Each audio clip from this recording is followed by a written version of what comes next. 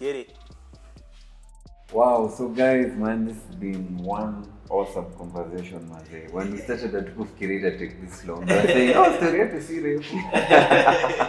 So we're in the tail end of the conversation.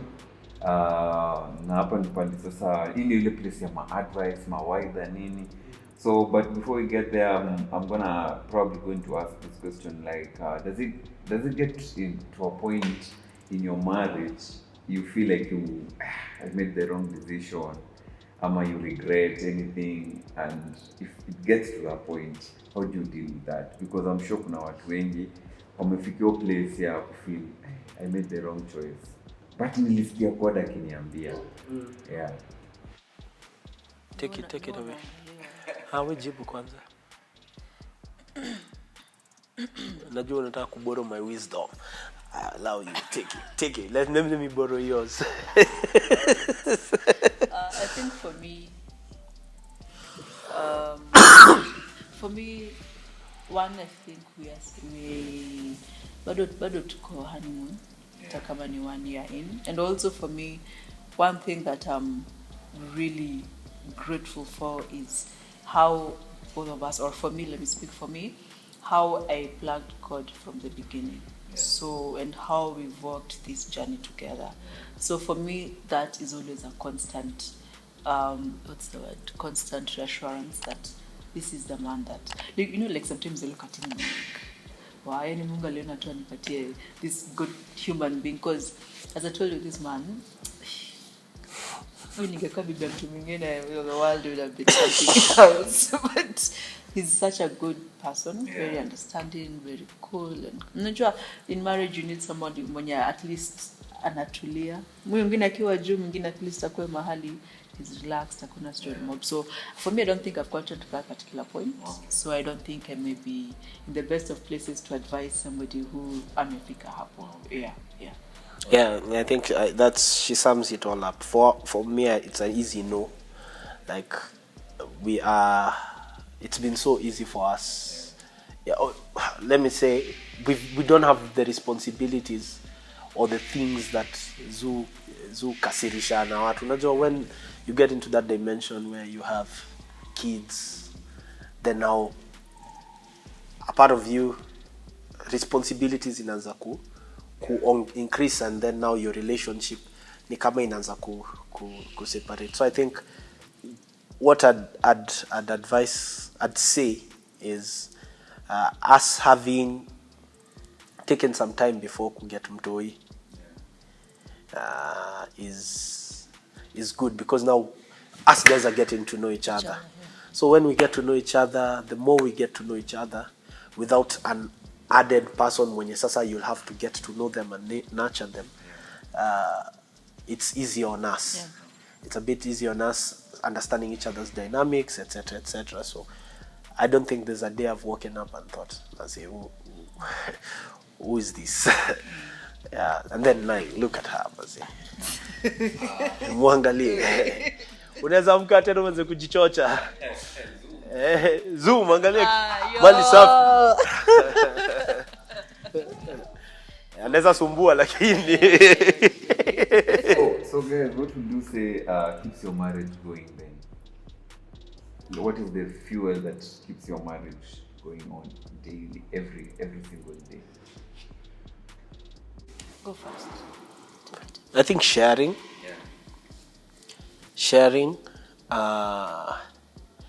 sacrifice is another thing. I'd say every single day you see this person who's decided to sacrifice her life for the sake of your marriage, because it's very easy to be selfish in marriage, but then you can also be selfless and share yourself and share everything that you have. So that in itself is fuel for like Maze. Kesho niko na mse mwenye give herself for me, so I can count on her, I can depend on her. What else? I think also everybody just wants to be loved. And if you find someone who loves you genuinely for who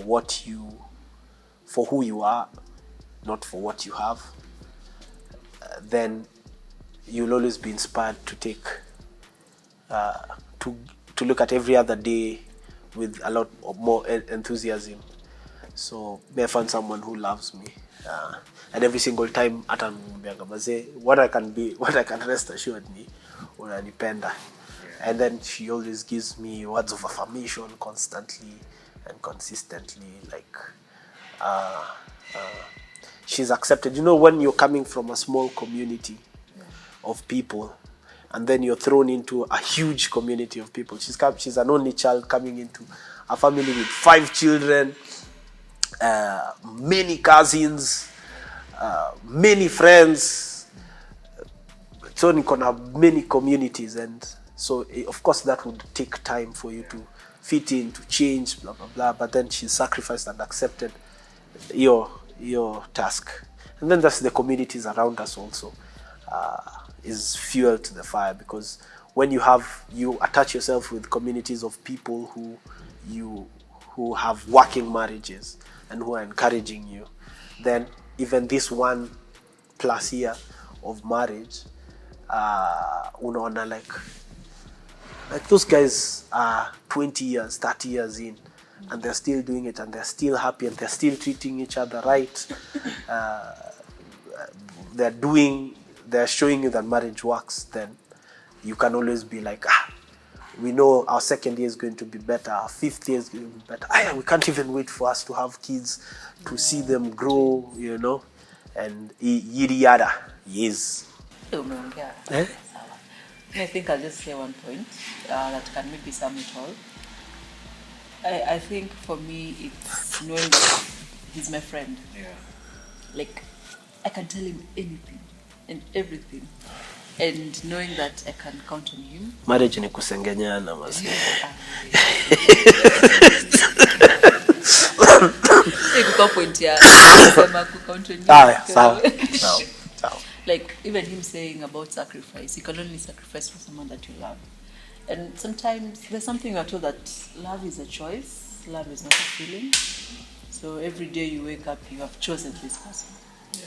Unaweza amka umekasirika, but you chose this person. So understanding that love is not a feeling, but it's a choice. Agape love. Yes. So that is, for me, I think for me, friendship, knowing that umse ni rafiki yangu, and he won't judge me. He cannot judge me. He does not have the right to judge me because he's my friend. So that's the most important thing for me. Any advice to someone watching this right now? No, place, they're feeling they can't do it, like probably for the financial burden, the expectations, that whole journey will be described like walking in faith, and someone is feeling maybe faith is lacking, or they just feel they can't do it. What will you advise such a person? What advice would you give such a person about just talking the marriage journey? For me, I'm trying to put my thoughts together, but for me, all I know is that God answers prayers. Because I have seen it with my eyes. And also I've seen it with my own eyes. Okay, that's the singer. So, and also I believe in speaking things into existence. I believe in, if it's curses, breaking generational curses, because that's something I had to do myself. So anyone who is praying or having a desire that one would like to get married, is, for me, pray. Like, you just pray to God, because God hears us. God is right here. He's everywhere, and He hears us. So just present your desires to Him and have faith in Him. No matter what you hear outside, no matter what people tell you, just put your faith in God. What else, babe? One, be patient with yourself. The Rome was never built in a day, and no good thing is built in a day. So the journey is long, So just be patient with yourself. There are things that many people desire and they want them like instant coffee. Probably will never happen. Of course, we serve a miraculous God, but also, like if you sort of understand that there's that place I want to go. So let me not pressure myself that I want this at the end of the day and I know where I am. So just be patient with yourself. Everything aligns. All things work together for good. And then as well, than being patient with yourself, just also understanding that now this is a journey of faith that I'm walking, and I need to see God in it, see God in everything. Even in your disappointments, see God. You can always tell God, I really don't know. I don't know where I'm going to get my finances. I don't know where I'm going to get this thing that is going to allow me to have this wedding that I want to have, or have this relationship that I want to have. But I know that you have good plans for me. And since you have good plans for me, I can't fail. So I might not understand, but I trust in you. So that really works. So if you end up understanding yourself, taking yourself a step at a time, a day at a time, pole, you'll always succeed. Kitu moja yenye labda naweza sema ni many people fall for pressure for doing, let's say, weddings or doing marriages venye wameona watu wengine wakifanya. Create your own culture. That's one thing we said from the get-go. Create your own culture. Again, I'll go back to my dad. My dad told me, that's why I told you my dad has given me among the best marriage advice. My dad told me when he was young and they were just married with my mom. And yes, then my mom got pregnant, I got born. My mom is a teacher, so she was going back to school.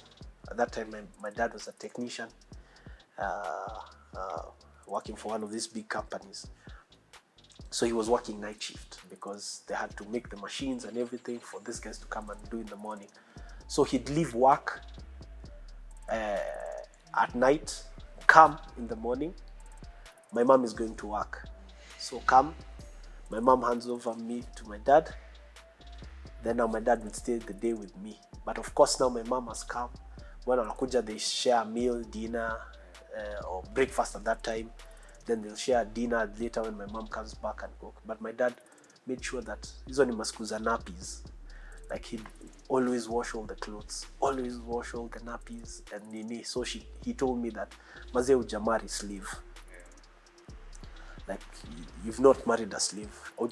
You've not married this woman to put her in to work. So assist her. Be there, like be that person. So culturally, wanaume wanaoa wanataka ku relax mazee, nimeoa nimepata msa kufanya job. So your mentality toa, like create your own cultures. If there's something that you know you're good at, do it.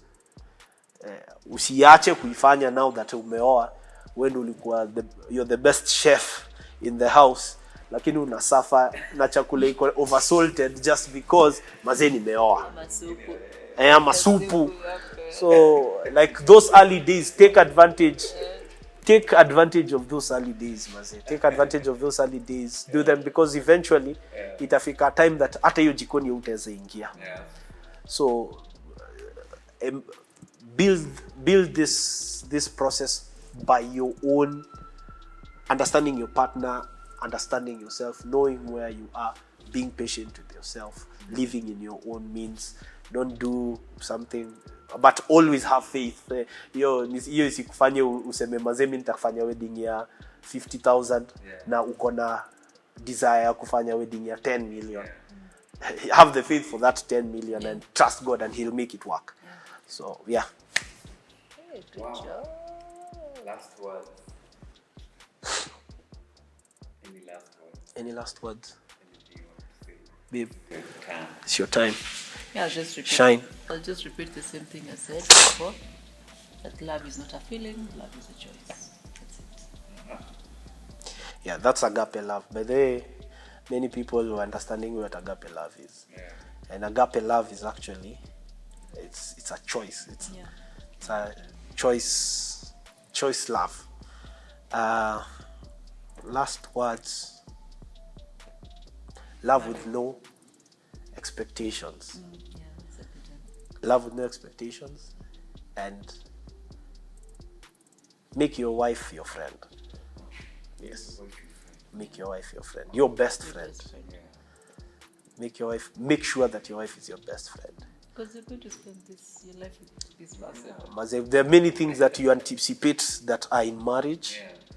If it's a godly marriage, unajua pia kuna marriage za dunia, but if it's a godly marriage, most guys anticipate that, hey maze, I've been holding myself, wacha nioe daily, kiboko. My brother. Yeah, ujui my guys. The last one. Hiyo ndo last word maze, utaingia pale maze, days, there are days kulala tu maze, wacha tu tulale. Wacha tu tulale. Babe, maze tulale tu. So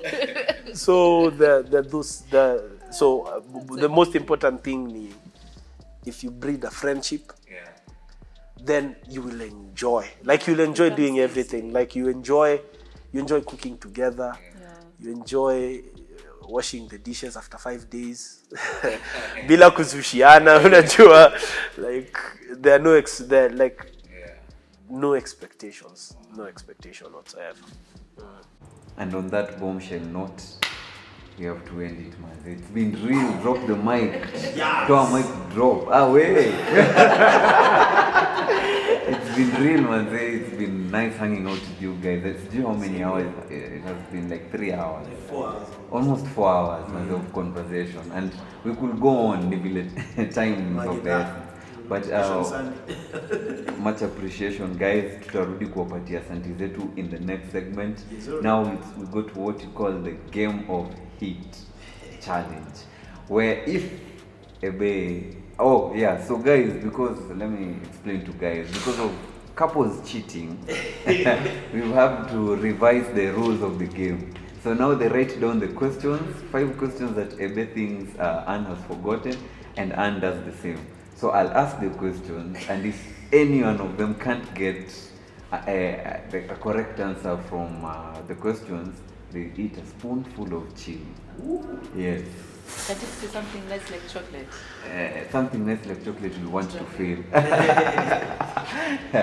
But the chili is sweet. So guys, please subscribe to our channel, continue liking and sharing this content. Spread the good word, and God bless you. See you in the last segment of this conversation.